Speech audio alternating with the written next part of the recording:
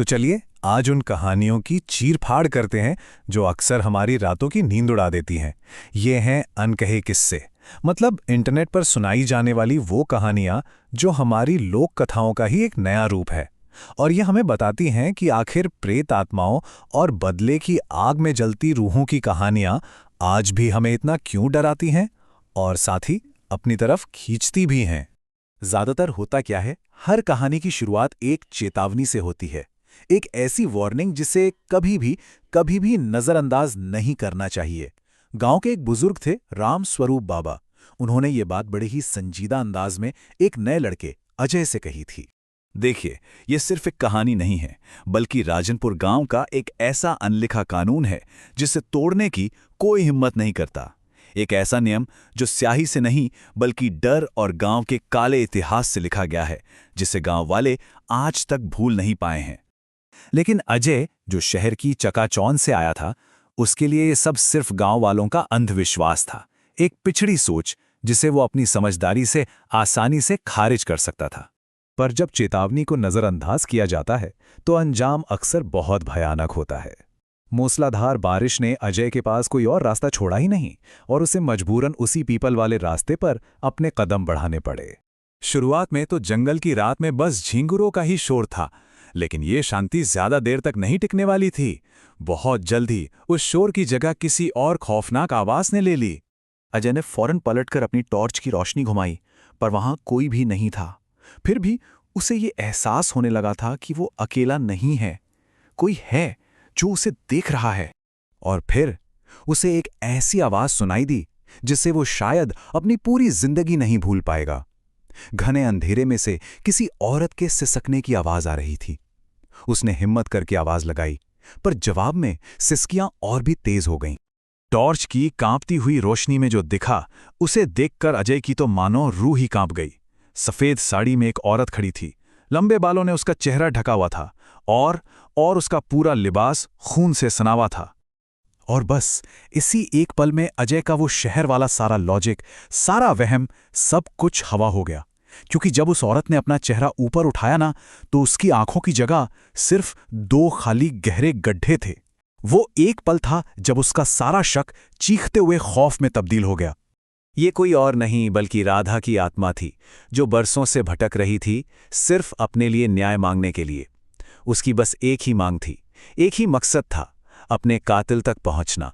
बाद में एक तांत्रिक ने इस राज से पर्दा उठाया। उसने बताया कि कैसे राधा को उसी के प्रेमी मोहन ने दौलत के लालच में धोखा देकर मार डाला था। हाँ, वही मोहन जिसने अजय को जानबूझकर उस रास्ते पर भेजा था। असल में राधा की आत्मा किसी को नुकसान नहीं पहुंचाना चाहती थी। वो तो बस एक जरिया ढूंढ रही थी अपने कातिल तक पहुंचने का। लेकिन ये सिर्फ एक कहानी नहीं है। धोखे और बदले की ऐसी ही एक और दास्तां एक दूसरे मुसाफिर आरुष के साथ भी हुई। बस इस बार जगह और किरदार दोनों अलग थे। अपनी बस छूट जाने के बाद आरुष ने सोचा कि पास के गांव में रात गुजार ली जाए। लेकिन उसे बिल्कुल अंदाजा नहीं था कि वो एक ऐसी जगह की तरफ बढ़ रहा है जहां से जिंदा वापस लौटना नामुमकिन माना जाता है। उसे रास्ते में एक अजनबी मिला जिसने उसे उस गांव में कदम न रखने की सख्त चेतावनी दी। लेकिन अपनी तकदीर से बेखबर आरुष आगे बढ़ गया, और जो नज़ारा उसने देखा वो उसका खून जमाने के लिए काफी था। एक औरत एक पेड़ से उल्टी लटकी हुई पागलों की तरह हंस रही थी। उसी अजनबी ने आरुष को बताया कि इस गांव की कहानी कोई नई नहीं बल्कि 75 साल पुरानी है। एक ऐसी कहानी जो धोखे, लालच और खून से लिखी गई थी, जब गांव के मुखिया ने ही अंग्रेजों के साथ मिलकर पूरे गांव को आग में झोंक दिया था। उस अजनबी की मदद से आरुष एक पुराने से घर में रात तो गुजार लेता है, पर उसके मन में यह सवाल घूमता रहता है कि आखिर उसे बचाने वाला यह शख्स है कौन। लेकिन आरुष को यह पता नहीं था कि जिसने उसे बचाया है वो खुद एक इंसान नहीं बल्कि एक आत्मा है। और फिर आरुष को एक ऐसा सच पता चला जिसे जानकर उसके होश उड़ गए। उस घर में उसे शादी का एक पुराना पीला पड़ चुका कार्ड मिला। उस पर लिखा था, रूपा संग किशन। ये वही किशन कुमार था जिसकी शादी वाली रात ही पूरा गांव जला दिया गया था। उसे बचाने वाला कोई और नहीं बल्कि दूल्हे किशन की ही आत्मा थी, जो आज भी भटककर मुसाफिरों को उस श्रापित गांव से दूर रहने की चेतावनी देती है। तो इन दोनों ही खौफनाक कहानियों को क्या चीज जोड़ती है? चाहे वो राधा की आत्मा हो या उस पूरे गांव की। इन दोनों कहानियों में एक बात बिल्कुल एक जैसी है, और वो है धोखा।